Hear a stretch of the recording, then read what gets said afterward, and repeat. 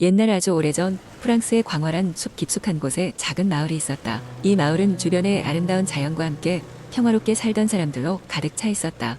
마을 주민 중에는 피오르라는 용감하고 친절한 소년이 있었는데 그는 언제나 새로운 모험을 꿈꾸었다.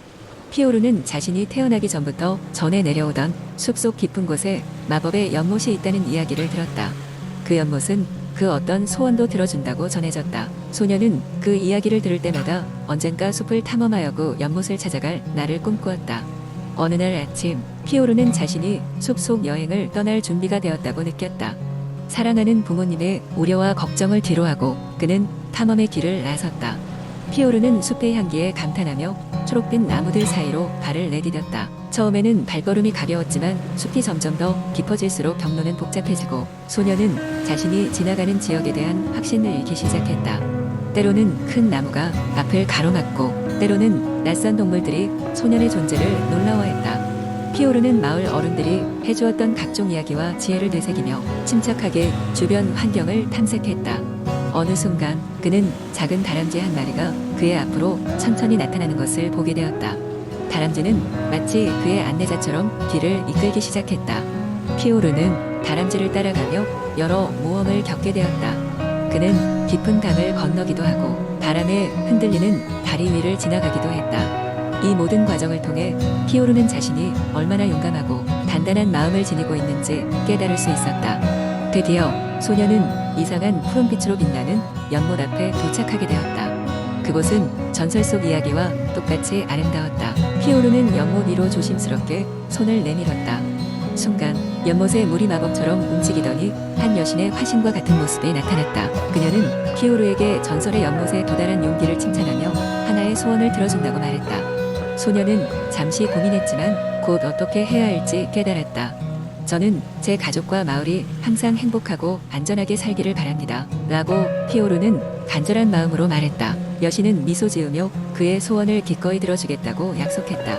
그리고 피오르가 다시 돌아가려는 순간 여신은 힘에게 특별한 힘을 남겨주었다. 그것은 언제든지 도움이 필요할 때 친구들과 가족에게 용기와 지혜를 나눠줄 수 있는 능력이었다.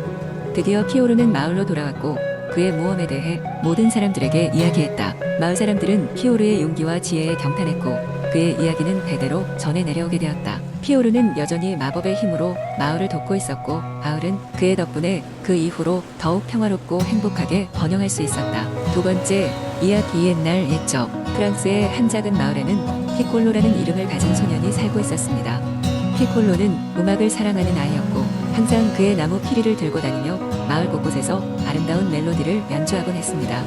마을 사람들은 피콜로의 연주를 들으면 하루의 피로가 싹 가신다고 말하며 그의 피리를 사랑했습니다. 어느 날 피콜로는 마을 외곽의 숲에서 연습을 하던 중 오래된 나무 아래에 숨겨져 있는 낡은 상자를 발견했습니다. 상자를 열어보니 안에는 반짝이는 금빛 피리가 들어있었습니다. 피콜로는 설레는 마음으로 그 피리를 불어보았습니다. 피리를 불자마자 주위의 모든 것이 빛나기 시작했고 숲속의 동물들이 그의 주변으로 모여들었습니다. 이 피리는 단순한 피리가 아니었습니다. 마법의 피리였던 것입니다. 마법의 힘 덕분에 피콜로는 피리를 불 때마다 날씨를 바꿀 수도 있었고 동물들과 대화를 나눌 수도 있었습니다. 피콜로는 그 마법의 힘을 이용해 마을 사람들을 돕고자 했습니다. 가뭄이 들었을 때는 비를 내리게 하고 겨울에는 눈사태로부터 마을을 보호하기도 했습니다. 동물들에게 위기가 닥쳤을 때도 피콜로는 피리를 불어 그들을 안전한 곳으로 인도했습니다. 마을 사람들은 피콜로를 더욱 사랑하고 존경하게 되었고 마을은 평온한 날들이 계속되었습니다. 그러나 다른 한편으로는 피콜로의 피리를 탐내는 사람들도 있었습니다. 주변의 다른 마을에 피콜로의 마법의 피리에 대한 소문이 퍼지자 몇몇 욕심 많은 사람들은 피리를 빼앗으려 계획했습니다.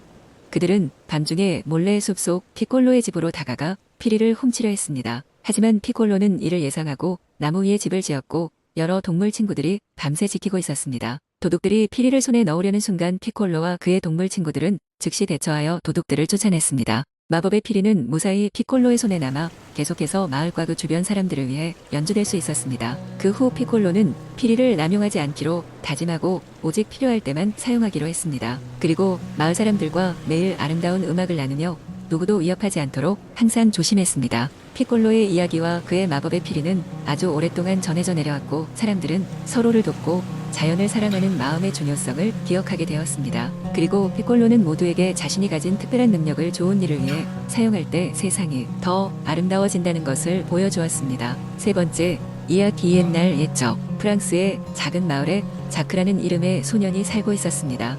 자크는 항상 그의 마을과 주변 숲을 탐험하는 것을 좋아했으며 그의 모험심은 마을 사람들 사이에서도 이미 유명했습니다. 한여름의 어느 날 자크는 숲이 사라지기 시작했다는 소문을 들었습니다.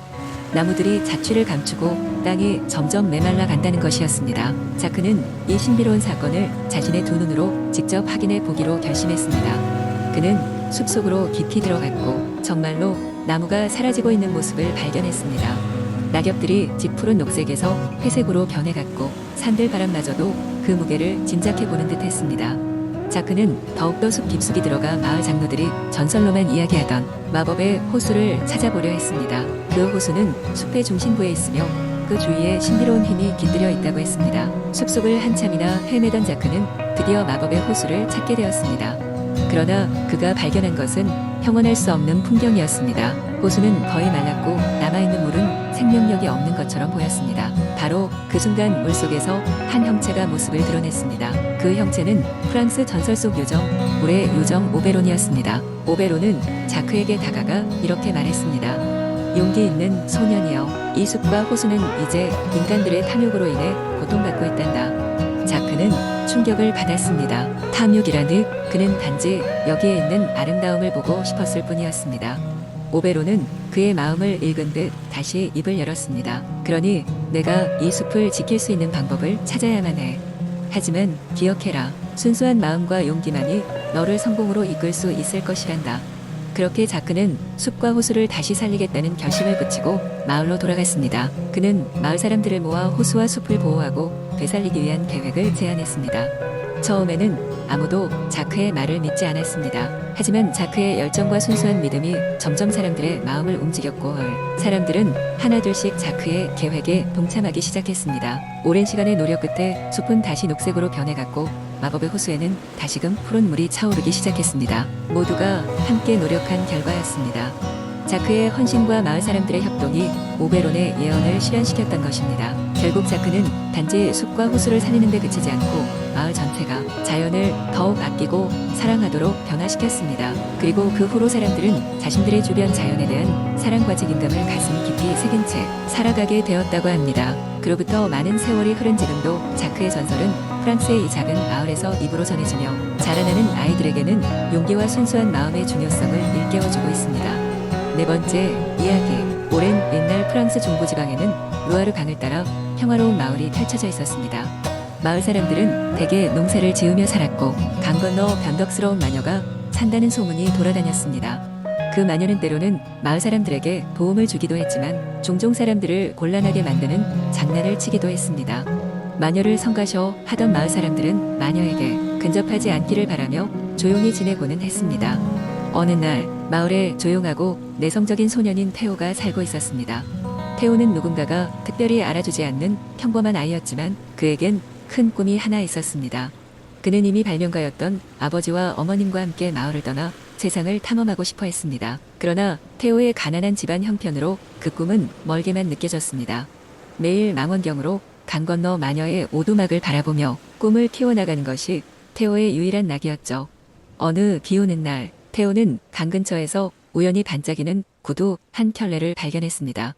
그 구두는 마치 누군가의 손에 의해 만들어진 듯이 완벽하게 빚어져 있었습니다. 구두는 신기하게도 어느 발밑에 맞춰지는 듯했으며 어떻게든 그것이 마법의 힘을 가졌다는 것을 알 수 있었습니다. 테오는 그 구두를 신자마자 강 건너의 마녀의 오두막 앞으로 순식간에 이동해 있었습니다.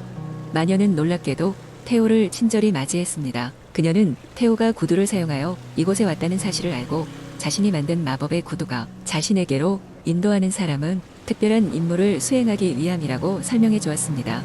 마녀는 오래된 예언서를 펼쳐 테오에게 보여주며 그가 마을과 세상을 구할 자격이 있는 사람이라는 것을 알려주었습니다. 처음으로 자신이 특별한 사람이라고 느낀 테오는 복잡한 감정에 휩싸였습니다. 마녀는 테오에게 용기를 북돋우며 그가 여행을 떠날 때 가져가야 할 다양한 마법 물건들 텔레포트 나침반, 셀프 힐링 로프, 그리고 마음을 읽을 수 있는 렌즈를 제공해 주었습니다. 태호는 감사를 표하고 긴 여정을 시작하였습니다. 마법 물건들의 도움으로 태호는 다양한 모험을 겪으며 성장하였습니다. 그는 여러 가지 도전을 이겨낸 끝에 마을로 돌아왔습니다.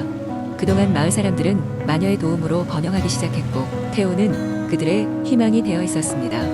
그 후 태호는 마녀를 찾아가 감사의 인사를 전했습니다. 마녀는 태호에게 세상은 언제나 노력하는 사람들에게 기회를 주는 것임을 일러주었습니다. 그리고 마법의 구두는 이제 태호의 것이 되었습니다. 그는 그것을 통해 많은 사람들에게 희망과 꿈을 전하는 일에 헌신하였습니다.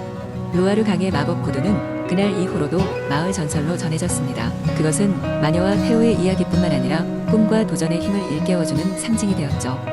마을 사람들은 여전히 때때로 반짝이는 구두에 대해 속삭이며 아이들에게 꿈을 가질 것을 격려해 주었습니다. 이 이야기는 장대하고 위대한 여행의 시작을 알리며 마법은 마음속에 있다는 교훈을 전합니다.